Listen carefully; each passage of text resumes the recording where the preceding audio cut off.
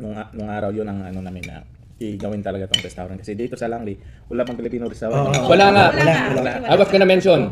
Yeah, meron sa Vancouver and other places. Sa Langley, dito lang sa Langley area close to katabi namin ang Cascade Casino along Fraser, guys. So, sa lahat ng mga gusto mag-try dito sa Mr. Siopaw de Langley, 20347 Yeah. Fraser Highway. Saka Skytrain, malapit na. Sa Skytrain, malapit Yung pa pa isa. sa... Matapos na yung Skytrain, pwede Madali na lang madali na access dito. Kahit na downtown Vancouver pa, isang lakad sakay lang. Isang sakay lang yan kasi ano yan diretso na yung Skytrain. Ito ba yung nilalaro sa likod? Yan. Yung mga pens na yan? Yan yun. Kasi may mga pens na rito eh. Sa mga anong casino na agad, tapos sa'yo na. Yun na, lalakarin na lang nila.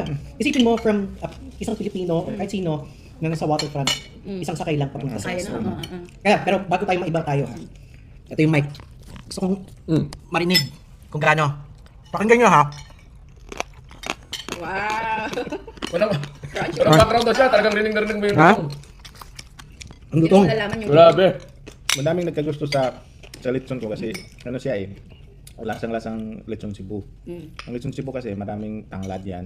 Tapos yung mga Lasang-lasang nga, ang tanggap. maraming tanglad. Yun yung Anong tanglad? lemongrass. lemongrass. Natutunan ko na naman yun. Naglulutan ako. Salat na kaya ta.